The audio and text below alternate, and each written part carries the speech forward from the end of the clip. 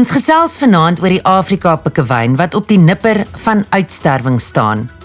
Die meeste pikkewynkolonies is nie toeganklik vir die publiek nie, omdat hulle meestal op eilande broei. 2 kolonies, Cape Nature se Stony Point kolonie by Betty's Bay en Sandpark se kolonie op Boulders Strand by Simonstad, is 'n uitsondering en lok miljoene toeriste. Everyone loves the penguins. No, there's no doubt about that. And we've seen them brought together in that I think it was Disney or whatever that did the Penguin Town thing. Wasn't my cup of tea, but I mean the fact is it showed off the penguins, and we have a huge number of people that visit the penguins each year. How many? The last estimate during normal times was 950,000 people paid to go to Boulders in 2019. Those numbers obviously fell away dramatically. And that doesn't include those people who just walked on the boardwalk. It's the paying people. Dit is nogal 'n ding, dink ek, wat vir ons lekker was en wat mense kon sien by die pikkewyn as jy nou in die stiller tyd daar was. Alles is rustiger en jy kan ons nou net dink dit is beter vir hulle. Maar die toeriste bring geld in wat vir die hele dorp goed is. So dis maar daai balans soos jy sê wat mense moet hou. Altyd met ekonomie, toerisme, mense wat hier bly. People love penguins, which is obviously nice. It makes our work a lot easier in terms of fundraising and getting attention and everything. We do actually sometimes struggle with some of the other species to convince people to also donate for cormorants or something. It's always tricky because obviously the tourists can have a negative effect on the birds. We have issues in some of our mainland colonies of people bending over trying to touch the bird, or also people walking their dogs and dogs attacking birds. So there is issues, but overall, strangely enough, for example, the Boulders colony, which is probably one of the world's most famous penguin colonies in the world, it sees millions of visitors each year. It's actually one of our most stable colonies. But I think overall, the value of people seeing the birds and starting to care for them has actually almost a more positive impact on the conservation. Daar bestaan 'n baie romantiese idee oor pikkewyne. Terwyl hulle beslis uniek en oulik is Afrika pikkewyne nie juis sosiale en vriendelike voëls nie. So the African penguin especially, I think because it evolved on a continent with predators, it's very feisty and it's very difficult to work with.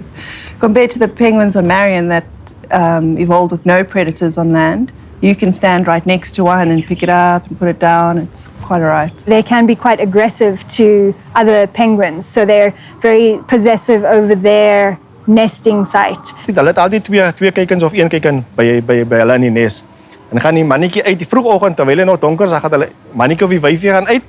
Kom hulle terug en dan loop hulle eers so 'n paar draaie rondom die hok en dan kom die mannetjie of die wyfie uit en dan is daar 'n vryery en 'n gesoenery. Is dit nog by partner die en dan nee, die kind moet eers wag en dan begin hulle sulke geluide maak om die kos op te stoot.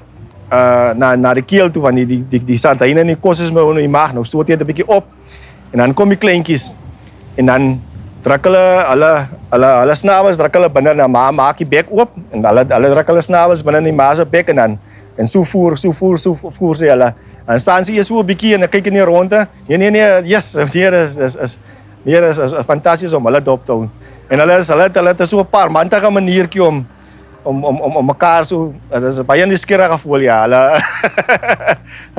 Hulle gaan kyk altyd wat jy sê maar een screen oor haar dan kom hulle so nuuskierig en dan kom kyk hy, dan kom hy so 'n paar maande om kyk hy wat gaan hier aan.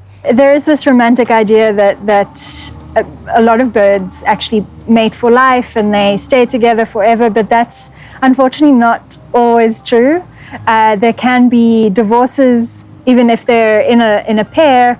There can be a bit of infidelity on the side, if you want to put it that way.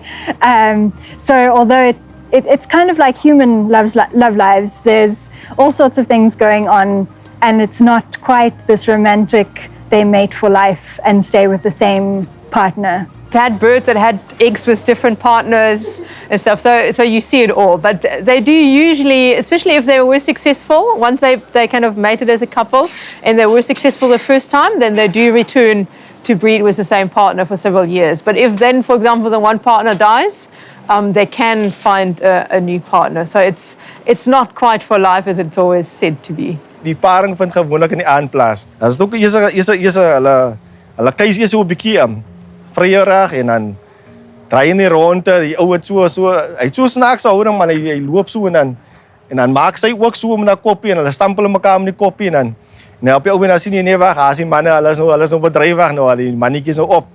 En dan kom nou die ander pikkewyne, hulle kom nou kyk wat daar aangaan. En nou staan hulle daar rond en dan iewes skielik en dan sien jy net hier val die mannetjie nou af. En dan sien jy nee wat die ou is nou 'n bietjie lam nou. Dan lê hy nou uit daar so. En dan sal sy nou opspring en dan sal sy die ander pikkewyne wegjaag van die nes af.